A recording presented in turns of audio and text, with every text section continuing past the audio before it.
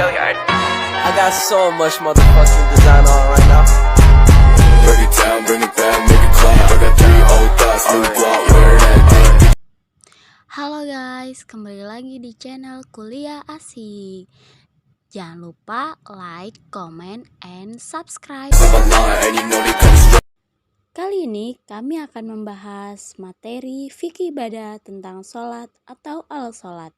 Simak terus videonya ya guys. Nah, pertama kita akan membahas tentang pengertian. Nah, pengertian ini akan dijelaskan oleh partner saya, yaitu Tri Utami. Silakan kepada Tri Utami dipersilakan untuk menjelaskan pengertian tentang sholat. Pengertian dari sholat secara etimologi, sholat berarti doa.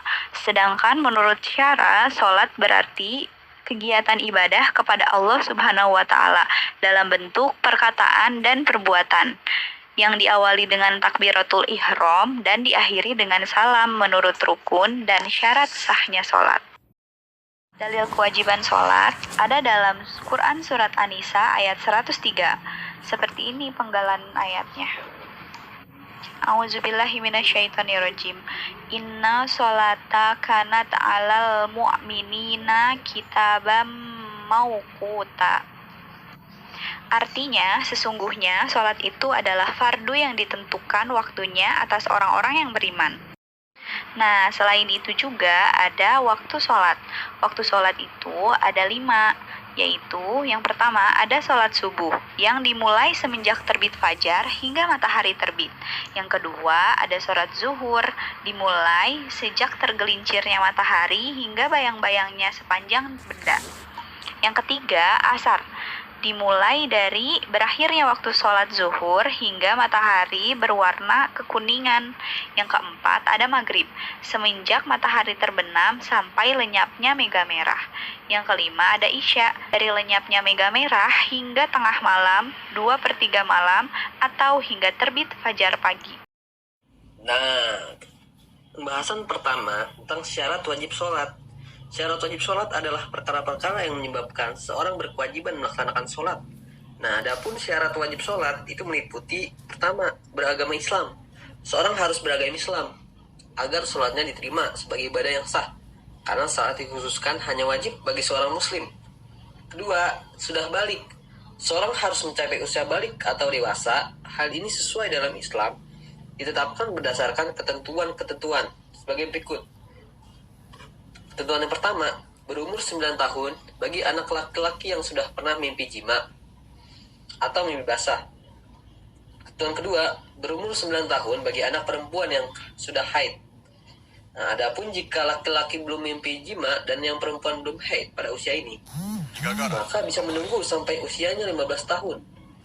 Jika ia belum merasa mimpi jima atau haid pada usia 15 tahun, maka sudah bisa disebut balik karena umurnya sudah memumpuni.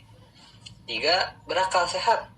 Seorang harus memiliki akal sehat dan berada dalam kondisi sadar saat melaksanakan sholat. Nah, seorang yang tidak sadar atau tidak memiliki kesadaran penuh, misalnya karena mabuk atau dalam keadaan tidur, tidak diwajibkan untuk melaksanakan sholat. Dan hal ini sesuai dengan hadis riwayat Abu Daud yang berbunyi, Qala Nabiyyu sallallahu alaihi wasallam, Rufi al-qalamu an salasati anin naimu hatta yastaiqizu wan nisabi hatta yahtalima wa anil majnuni hatta yakilu. Yang artinya, Nabi Muhammad SAW bersabda, ada 3 golongan manusia yang telah diangkat pena darinya, tidak diberi beban syariat, yaitu orang yang tidur sampai dia terjaga, anak kecil sampai dia balik, dan orang yang gila sampai dia sembuh. Nah, setelah itu keempat, telah sampai dakwah kepadanya. Nah, telah sampainya informasi tentang melaksanakan sholat, sehingga ia tahu dan melaksanakannya dengan baik. Bagi seorang yang belum pernah menerima syiar atau dakwah Islam sama sekali, maka baginya tidak diwajibkan untuk melaksanakan sholat.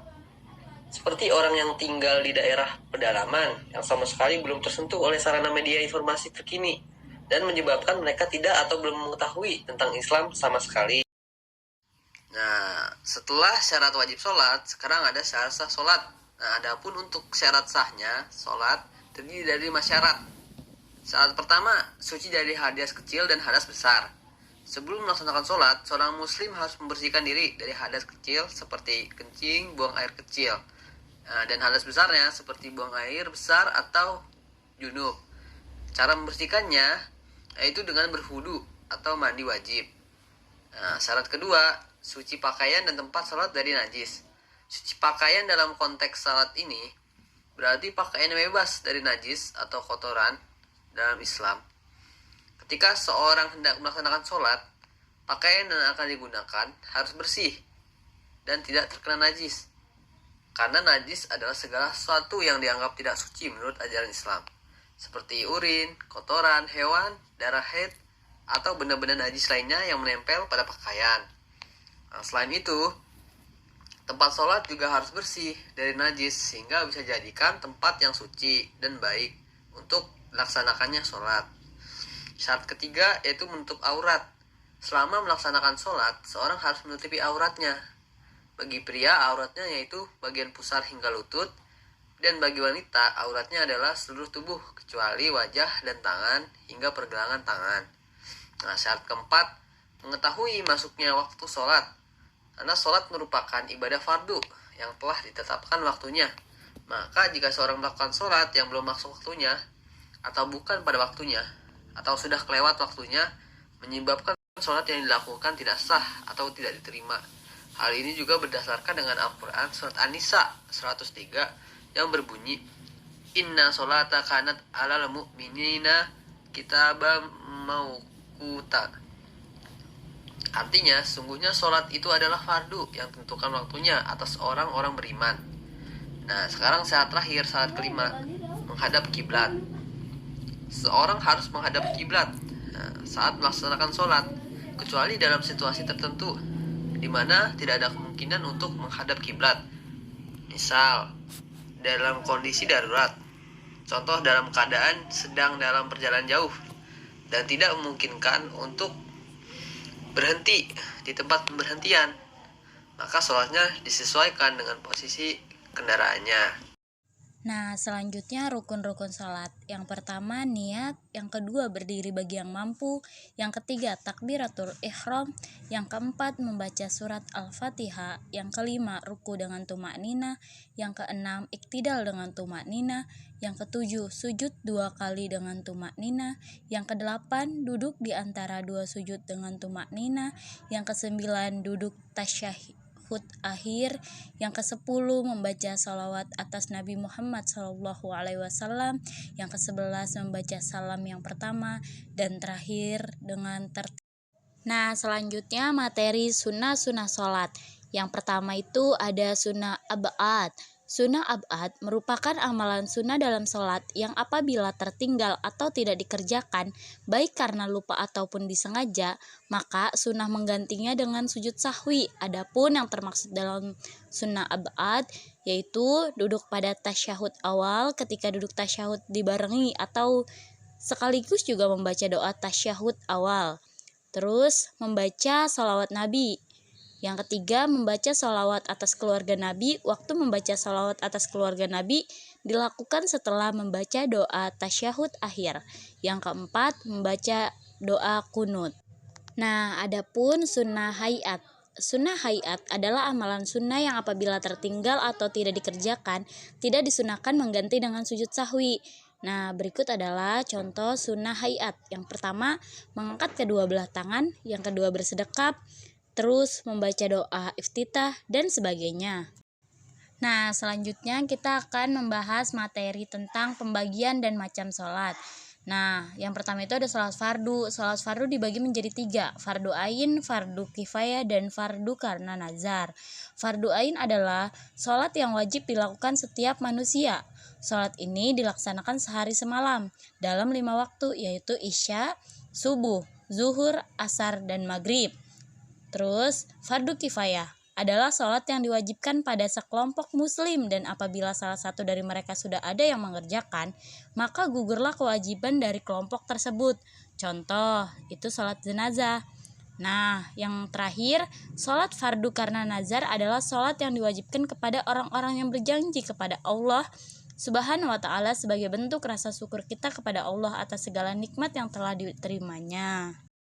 Nah, selanjutnya sholat sunnah. Sholat sunnah rawatib ialah sholat sunnah yang mengiringi sholat fardu, baik dikerjakan sebelumnya disebut sholat sunnah qobliyah maupun dikerjakan sesudahnya disebut sholat sunnah ba'diyah.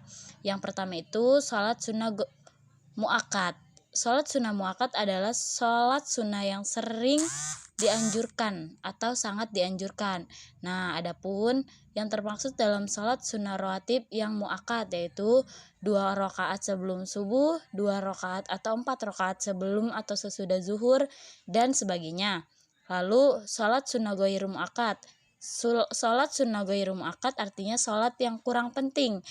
Adapun yang termaksud sholat ghairu mu'akkad adalah sebagai berikut: 2 rakaat sebelum sholat maghrib, 2 rakaat sebelum isya, 2 rakaat atau 4 rakaat sebelum asar. Selain sholat sunnah rawatib, ada juga sholat-sholat sunnah lainnya. Sholat sunnah sebelum fajar, sholat sunnah wudhu, sholat tahiyatul masjid, sholat duha, sholat hajat, sholat tahajud, sholat istikharah, sholat taubat, sholat sawabin, sholat sunnah mutlak, sholat kusufain, sholat istisqa, sholat tasbih, sholat tarawih, sholat witir, dan sholat id. Yang membatalkan salat, yang pertama berhadas, baik hadis kecil atau hadis besar. Yang kedua, terkena najis yang tidak dimaafkan, berarti harus disucikan terlebih dahulu. Ketiga, terbuka auratnya. Keempat, membelakangi kiblat. Kelima, berubahnya niat sholat atau menggugurkan sholat. Keenam, tertawa terbahak-bahak seperti menimbulkan suara. Ketujuh, berbicara atau berkata-kata dengan sengaja walaupun satu huruf saja. Kedelapan, makan atau minum dengan sengaja. Yang kesembilan, murtad atau keluar dari Islam. Hikmah salat berjamaah dan keutamaannya. Yang pertama, pahala yang berlipat. Yang kedua, didoakan malaikat. Yang ketiga, naungan di hari kiamat. Yang keempat, terhindar dari sifat munafik. Kelima, diampuni dosa. 6, terhindar dari siksa kubur. Keistimewaan dalam salat berjamaah. Yang pertama, dimudahkan dalam menghadapi segala urusan hidup. Yang kedua, dihilangkan semua beban kehidupannya. Yang ketiga, dimudahkan ketika melewati jembatan Sirat al-Mustaqim. Yang keempat, dimasukkan ke dalam surga tanpa hisab. Yang kelima, mendapatkan hikmah yang luar biasa. Nah, usai sudah penjelasan kami pada video kali ini. Sampai bertemu di video selanjutnya.